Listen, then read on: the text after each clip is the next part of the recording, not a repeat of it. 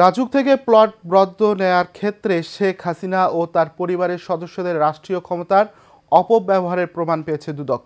দ্রুতই তাদের বিরুদ্ধে ব্যবস্থা নেওয়া হবে বলে জানিয়েছেন সংস্থার মহাপরিচালক আক্তার হোসেন।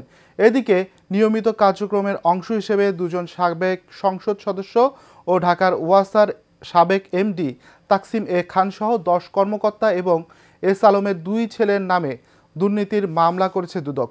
ওয়ালিদ সিদ্দিকীর রিপোর্ট। ক্ষমতার অপব্যবহার করে অনিয়ম ও দুর্নীতির মাধ্যমে পূর্বাচল নতুন শহর প্রকল্পে 10 কাঠা করে 6টি প্লট বরাদ্দ নেন সাবেক প্রধানমন্ত্রী শেখ হাসিনা ও তার পরিবারের সদস্যরা।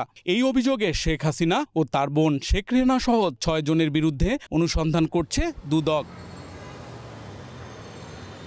সংস্থাটির মহাপরিচালক জানান, তদন্তে অনিয়মের প্রমাণ মিলেছে। খুব দ্রুতই তাদের বিরুদ্ধে আইনানুগ ব্যবস্থা গ্রহণ করা হবে।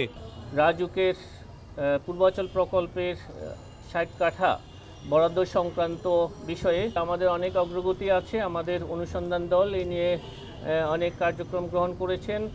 আমাদের হাতে পর্যাপ্ত তথ্য এসেছে যে ক্ষমতার অপব্যবহারের মাধ্যমে নিয়োগে দুর্নীতির অভিযোগে ঢাকা ওয়াসার পরিচালনা পর্ষদের সাবেক চেয়ারম্যান মোহাম্মদ হাবিবুর রহমান ও আলোচিত সাবেক ব্যবস্থাপনা পরিচালক প্রকৌশলী তাসকিম এ খান সহ বোর্ডের 10 জনের বিরুদ্ধে মামলা দায়ের করেছে দুর্নীতি দমন কমিশন। অধ্যাপক প্রকৌশলী মোহাম্মদ হাবিবুর রহমান, তাকসিম আহমেদ খান সহ 10 জনের বিরুদ্ধে পরস্পর যোগসাজশে অসৎ উদ্দেশ্যে ব্যক্তি স্বার্থে আর্থিকভাবে লাভবান হওয়ার উদ্দেশ্যে ওয়াসার নিয়োগ সংক্রান্ত আইন ও প্রচলিত বিধিবিধান অনুসরণ না করে নিয়োগ প্রদানের অভিযোগে ইতিমধ্যে এই মামলাটি রুজু হয়েছে।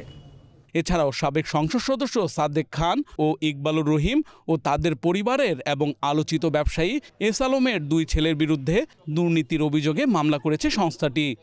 অভিযোগ সংশ্লিষ্ট জনাব মোহাম্মদ সাদেক খান, সাবেক সংসদ সদস্য, ঢাকা 13।